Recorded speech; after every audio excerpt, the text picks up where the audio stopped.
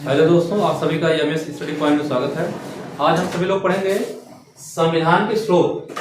क्योंकि आप सभी लोग जानते हैं कि हमारे संविधान में जो है अलग अलग देशों से अलग अलग प्रकार की शासन व्यवस्था या उन देशों के संविधान में जो भी अच्छी बातें थी और हमारे देश की शासन व्यवस्था के अनुकूल लग रही थी हमारे संविधान निर्माताओं को, तो हमारे संविधान निर्माताओं ने संविधान बनाते समय कई सारे देशों की अच्छी बातों को अपने संविधान में शामिल किया है। तो अलग अलग देशों से हमने जो है अलग अलग तरह की शासन व्यवस्था या अलग अलग तरह की कुछ स्रोतों को या कुछ जो है विशेषताओं को अपने संविधान में एक्सेप्ट करा हुआ है, ग्रहण किया हुआ है। तो उसमें कई सारे देश आपके आएंगे। जैसे आप देखिएगा जो हमारा भारत शासन अधिनियम 1935 है, तो भारत शासन अधिनियम 1935 के कई सारे मतलब आप कहिएगा लगभग 70% प्रावधानों को हमारे संविधान में हूबहू या कुछ संशोधनों के साथ शामिल कर लिया गया है। उसके अलावा जैसे आप देखें ब्रिटेन के संविधान से, संयुक्त राज्य अमेरिका के संविधान से, कनाडा के संविधान से या आयरलैंड के संविधान से, रूस के संविधान से या अन्य और देशों के संविधानों से कई सारी विशेषताओं को हमारे संविधान में शामिल किया गया है। तो आज हम यही पढ़ेंगे कि हमारे संविधान में कौन कौन से स्रोत किन किन देशों से क्या क्या ग्रहण किया गया है, किन किन विशेषताओं को एक्सेप्ट किया गया है, आत्मसात किया गया है, उनके बारे में हम पढ़ेंगे। और इस टॉपिक से सवाल आपकी परीक्षाओं में पूछे जाते हैं। तो हम देखेंगे क्या कि संविधान के स्रोत क्या क्या हैं। तो पहला स्रोत क्या है? पहला स्रोत हमारा है भारत शासन अधिनियम 1935। क्योंकि आप जानते हैं कि ब्रिटेन की संसद ने एक भारत शासन अधिनियम 1935 पारित कराया था। तो उस अधिनियम के कई सारे प्रावधानों को हमारे संविधान में हूबहू शामिल कर लिया गया है या कुछ संशोधन भी उसमें शामिल किए गए हैं। तो पहला कैरेक्टर क्या है? पहला कैरेक्टर हमारा संघीय व्यवस्था, मतलब हमारा जो संघ होगा, भारत एक संघ होगा, इस संघीय व्यवस्था में क्या लक्षण होंगे, क्या विशेषताएं होंगी, कौन कौन सी इकाइयां शामिल होंगी, इन सारी बातों को हमने भारत शासन अधिनियम 1935 से ग्रहण किया हुआ है कि संघीय व्यवस्था क्या होगा, कैसे होगा। फिर क्या? राज्यपाल का कार्यकाल, कि आखिर राज्यपाल का कार्यकाल जो होगा वो कितने साल का होगा, यह भी हमने कहां से लिया है? 1935 के शासन अधिनियम से ग्रहण किया हुआ। फिर क्या है?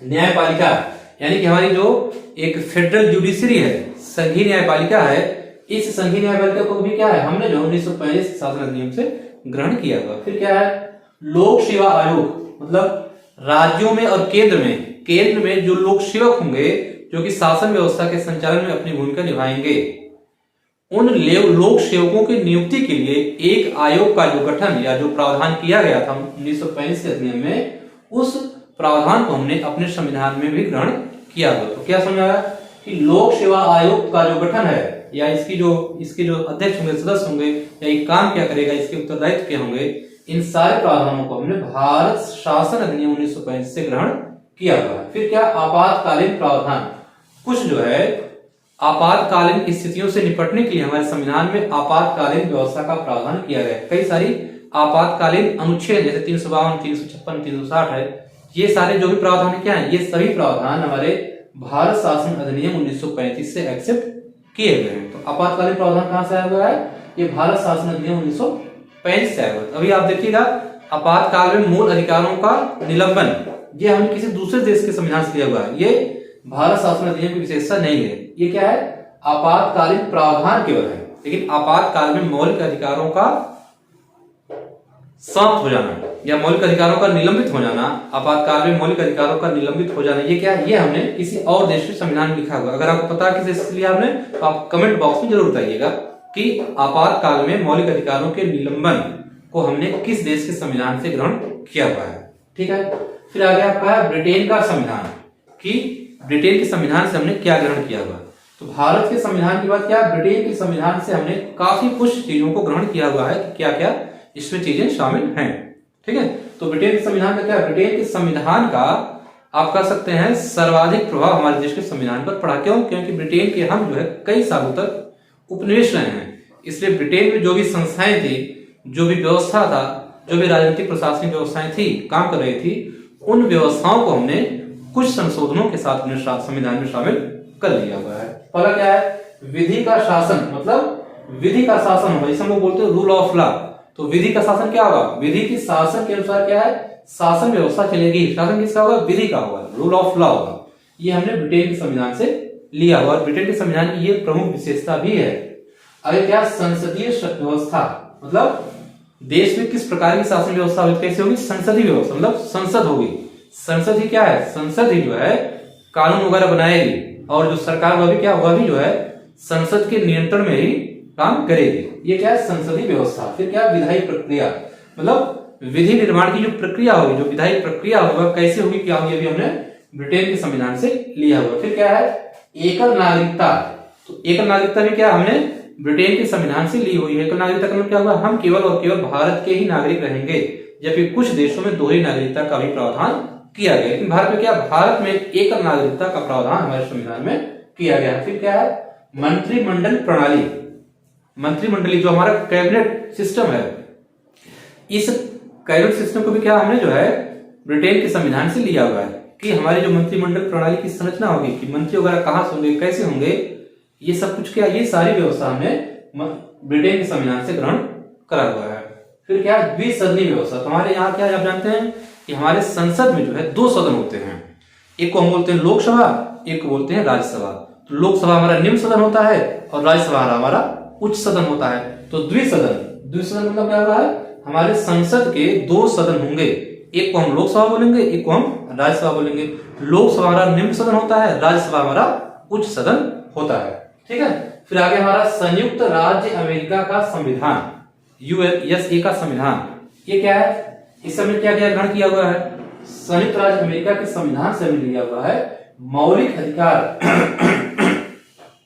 आप जानते हैं कि मौलिक अधिकार क्या, मौलिक अधिकार जो है हमारे संविधान का एक बहुत ही महत्वपूर्ण भाग है, जो कि अनुच्छेद 12 से 35 में दिया गया है संविधान में, और भाग 3 का संबंध इससे क्या लिया हमने, संयुक्त राज्य अमेरिका के संविधान से हमने लिया हुआ है मूल अधिकार, मूल अधिकारों की व्यवस्था हमने संयुक्त राज्य अमेरिका के संविधान से लिया। और क्या लिया हमने, और लिया न्यायपालिका की स्वतंत्रता। ध्यान रखिएगा, न्यायपालिका क्या लिया, न्यायपालिका की जो संरचना होगी वह क्या है, वह भारत शासन अधिनियम से है, लेकिन न्यायपालिका की स्वतंत्रता को या जो इसकी निष्पक्षता है, इस कॉन्सेप्ट को या कैसे हम न्यायपालिका की स्वतंत्रता को सुनिश्चित करेंगे, इस व्यवस्था को हमने संयुक्त राज्य अमेरिका से लिया हुआ है। ठीक है। फिर आगे क्या है, उपराष्ट्रपति का पद। आप जानते हैं कि राष्ट्रपति का पद अगर खाली है तो क्या है, उस स्थिति में उपराष्ट्रपति क्या होता है, उपराष्ट्रपति राष्ट्रपति के कृत्यों का निर्वहन करता है। तो ये व्यवस्था पहले अमेरिका में थी, तो उसी तरीके से उसी शैली पर हमने अपने यहाँ उपराष्ट्रपति के पद को सृजित किया हुआ है, कि अगर राष्ट्रपति का पद खाली है तो वहां उपराष्ट्रपति उसके दायित्वों का निर्वहन करेगा। हो गया। फिर क्या है, न्यायिक पुनर्विलोकन, इसे हम लोग बोलते हैं जुडिशियल रिव्यू। ये क्या होता है, इसमें ये होता है कि अगर हमारी संसद ने कोई कानून बनाया हुआ है तो संसद द्वारा बनाए गए कानूनों की समीक्षा हमारी सुप्रीम कोर्ट कर सकती है। इसे हम क्या बोलते हैं, इसे हम बोलते हैं न्यायिक पुनर्विलोकन। तो न्यायिक पुनर्विलोकन की शक्ति क्या है, ये संयुक्त राज्य अमेरिका के न्यायपालिका की है। तो हमारे यहाँ भी क्या, हमारे यहाँ की न्यायपालिका भी न्यायिक पुनर्विलोकन की शक्ति रखती है। फिर क्या है, सुप्रीम कोर्ट और हाई कोर्ट के न्यायाधीशों का पद से हटाया जाना, मतलब सुप्रीम कोर्ट और हाई कोर्ट के न्यायाधीश अपने पद से कैसे हटाए जाएंगे, ये व्यवस्था भी क्या, ये व्यवस्था भी हमने संयुक्त राज्य अमेरिका के संविधान से ग्रहण किया हुआ, कि आखिर सुप्रीम कोर्ट और हाई कोर्ट के न्यायाधीशों को उनके पद से कैसे हटाया जाए। ये कॉन्सेप्ट क्या, ये कॉन्सेप्ट हमने वहीं से ग्रहण किया हुआ। फिर क्या है, राष्ट्रपति पर महाभियोग, मतलब राष्ट्रपति पर महाभियोग कैसे लगेगा, अर्थात राष्ट्रपति को उसके पद से कैसे हटाया जाएगा, ये भी क्या, ये भी हमने संयुक्त राज्य अमेरिका के संविधान से ग्रहण किया हुआ है। ये क्या हमने देखा कि भारत शासन अधिनियम 1935 से क्या लिया हुआ है, और ब्रिटेन के संविधान से क्या हमने ग्रहण किया है, संयुक्त राज्य अमेरिका के संविधान से हमने क्या ग्रहण किया हुआ। ये सारी बातें क्या है, ये सारी बातें संविधान के स्रोत के अंतर्गत शामिल होती है।